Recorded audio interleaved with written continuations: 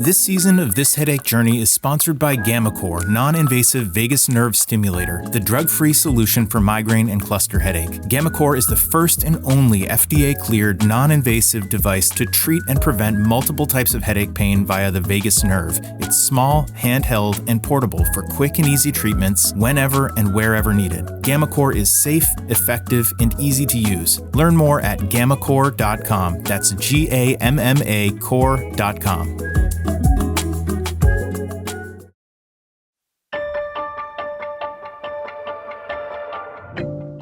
Hi, I'm Adam Flaherty. Welcome back to This Headache Journey, a podcast where I recount the many chronic headache interventions and modalities that I've tried over the past 15 years so that you can be more informed and empowered in your headache journey. When I started really trying to identify the root cause of my chronic daily headaches in my late 20s, I started at my PCP, and unsurprisingly, their first step was to try new medications. Now, I'm not opposed at all to medications if they're going to be the magical unicorn that enables me to live without pain, but I've never found a medicine that reduces the frequency or intensity of my headaches, over-the-counter, prescription, or otherwise. By the way, if you have, I'd love to hear about it.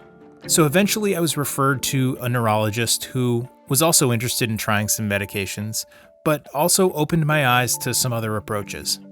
Now, the mission of this podcast is to share my own experiences trying different interventions and to give you the science behind why they work so well for some people with chronic headache and migraine, so you have a bunch of new ideas to bring up to your doctor or headache specialist.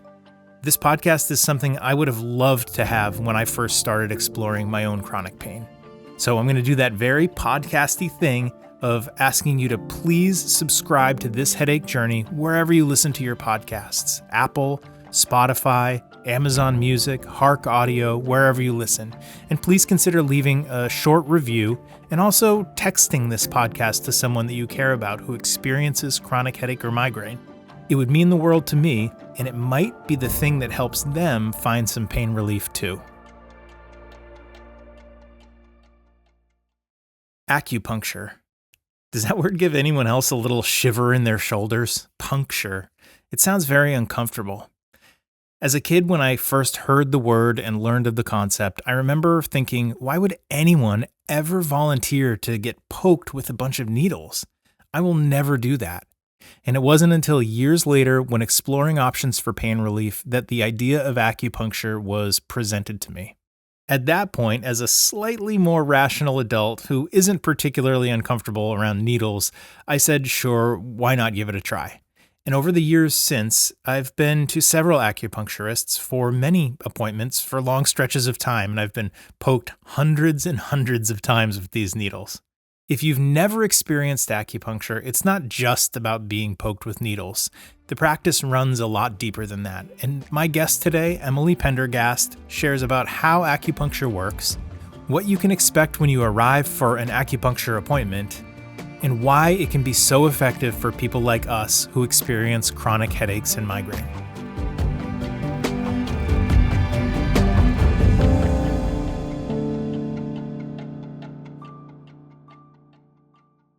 Hi, I'm Emily Pendergast, and I'm a licensed acupuncturist at Wild Roots Acupuncture and Wellness in Dover, New Hampshire.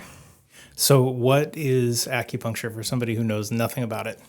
So acupuncture, you can look at it from two different angles, from the traditional Chinese medicine angle, and then now we have like the Western aspect to look at as well. From the TCM standpoint, acupuncture is basically the idea and practice of you have all these meridians that are throughout your body, and through those meridians, blood, qi, which is like your body's natural energy, flow through those meridians. And over the course of life, whether you're dealing with pain conditions, trauma, mental, emotional issues, any type of like imbalance in your body, those meridians can get either stuck or an imbalance can happen. And acupuncture is the practice of trying to remove those blockages, help the qi and energy flow more smoothly, and hopefully eliminate the imbalances that are causing different conditions or illnesses in your body.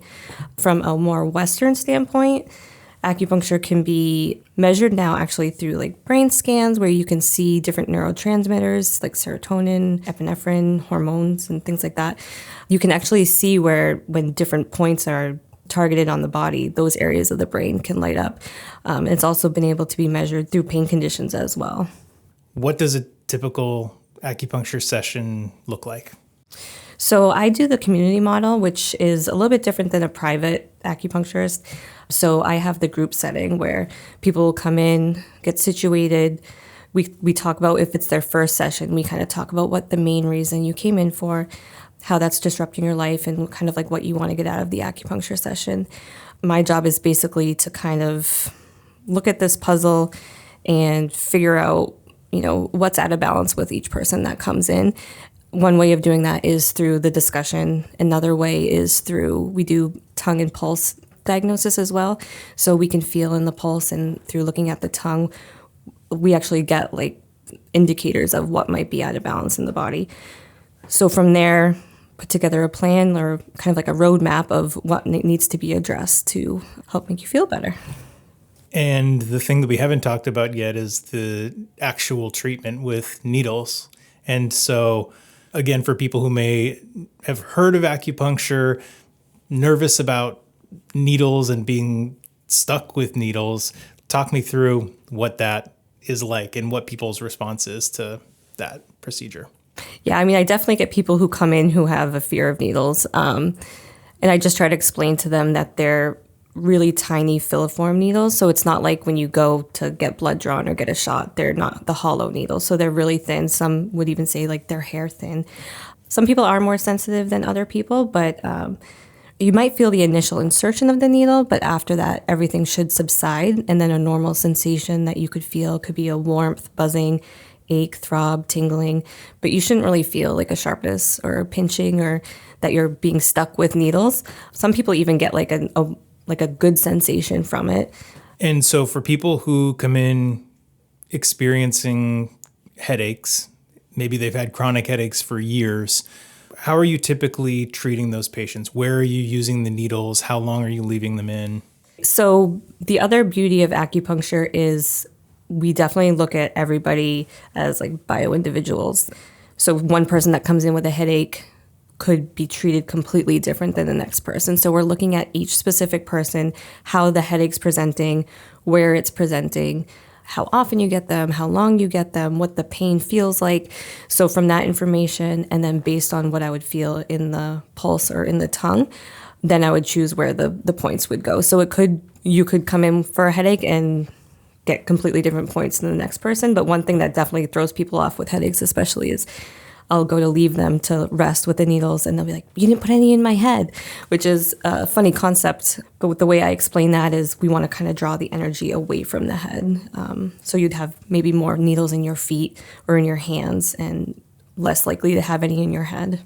When you're doing the pulse test or examining somebody's tongue to decide where you're going to place needles, could that change from appointment to appointment? Are you doing those same tests at the beginning of every appointment to make those decisions?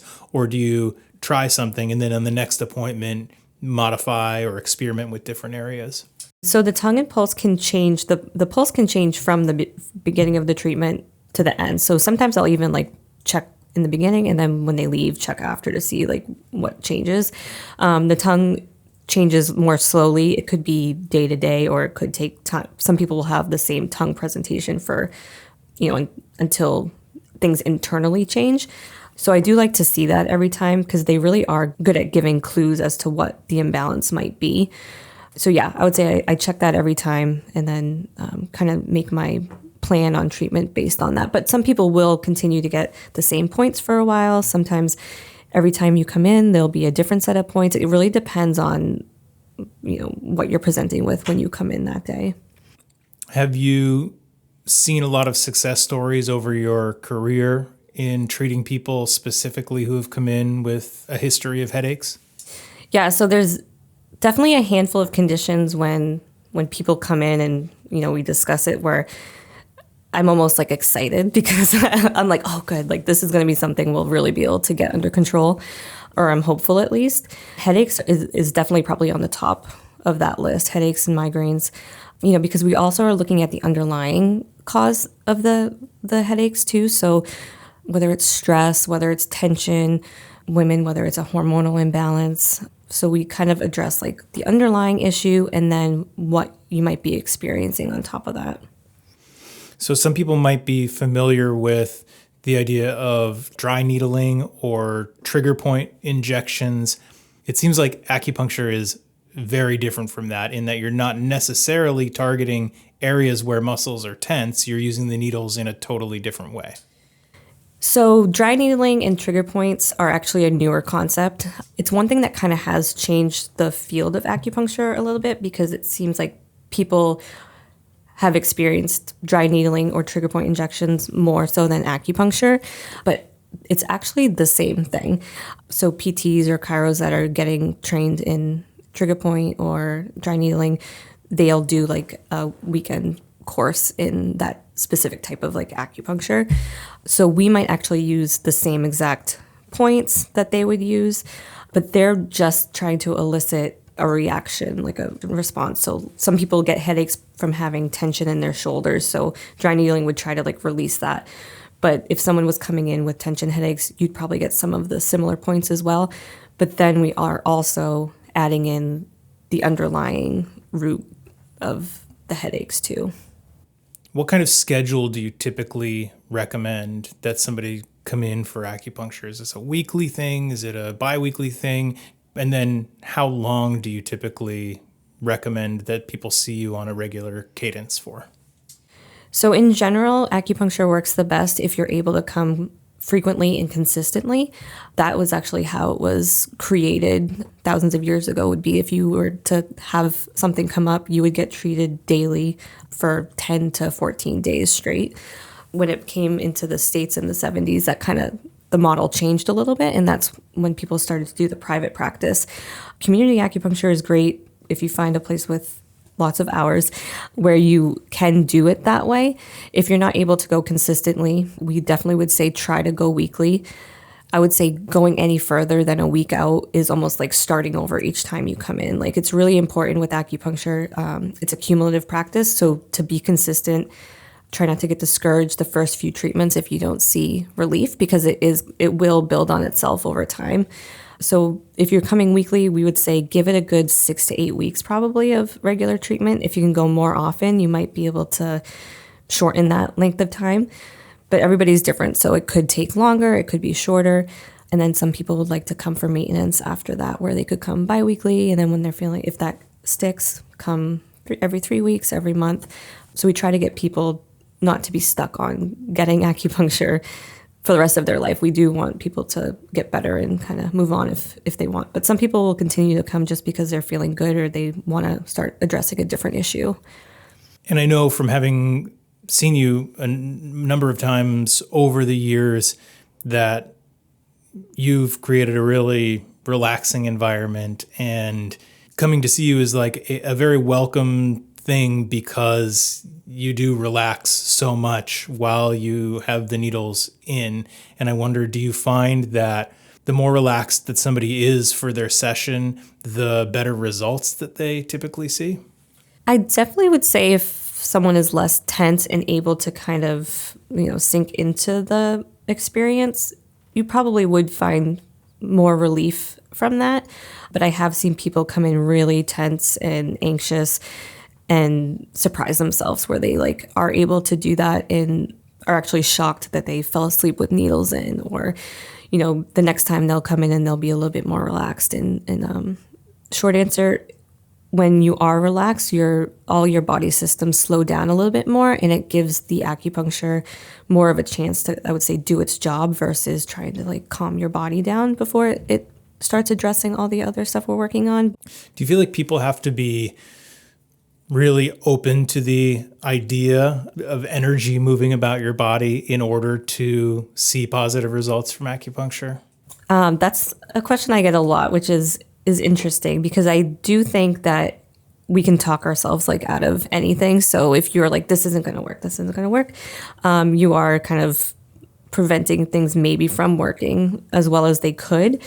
But again, I've had people like really leave surprised that they've tried everything and this is their last resort. There's no way this is going to help. And their doctor told them that they needed to come, and they leave and come back and they're shocked at like how much better they feel. Outside of pain relief, what are other symptoms that people experience that acupuncture can be really useful for helping? I would say I definitely see a high amount of pain conditions. I do a lot of infertility work in women's health, a lot of mental, emotional stuff, whether it's stress, anxiety, depression. Sleep is a big one that I see. For pain, it could be arthritis or pain from different back issues like slip disc or Lyme disease and allergies. Yeah, there's a lot that's changing lately, I would say, with what's coming in. Do you think acupuncture is for everybody? I think it could be for everybody. I think everybody probably could benefit from it. I feel like sometimes I have people come in and they don't have anything major they even want to work on. They just want to maintain wellness. And it's funny because over in Asia, acupuncturists only get paid when somebody gets sick. There's that theory where it's really a preventative medicine too. So even if you don't have anything major that you want to work on, you can just incorporate it into like your wellness routine, just like you would going to the gym or eating healthy. You could get acupuncture to keep things balanced and flowing to prevent any type of injury or illness or condition down the road. Where can people learn more about your practice, and how can they find you? So you can find me at wildrootsnewhampshire.org. I'm on social media, but not as much. And we try to make it really easy you can just book online and do all of your scheduling right online. So trying to make it as easy as possible to come in, and you're more than welcome to contact me too for any other questions. Excellent. I will include a link to your website in the episode notes. And thanks so much, Emily, for making time for this chat and for sharing your wisdom about acupuncture. You're so welcome. I'm glad you're feeling better.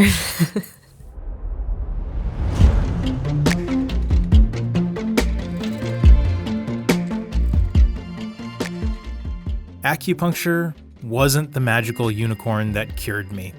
I can't even say for sure that it directly impacted the frequency or the severity of my headaches, but I can say for sure that there is a correlation for me between stress and anxiety and headaches and neck tension. And acupuncture is an opportunity to relax, focus on some breath work, even meditate if you like, or at the very least to take a break from your busy day and not think about the things that you're stressed about in the moment. And if while I'm relaxing, the needles are balancing my body and helping with energy flow, I'm all for that. I do know that many, many people have found headache relief from receiving regular acupuncture.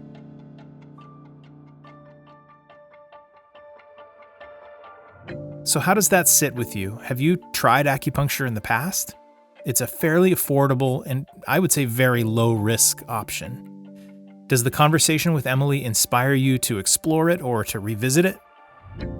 Please let me know by leaving a review of this headache journey on Apple Podcasts or wherever you listen.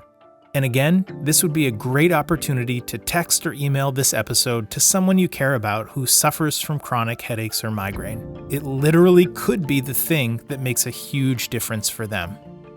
In the next episode, we examine the practice of EMDR, or eye movement desensitization therapy, for chronic headaches.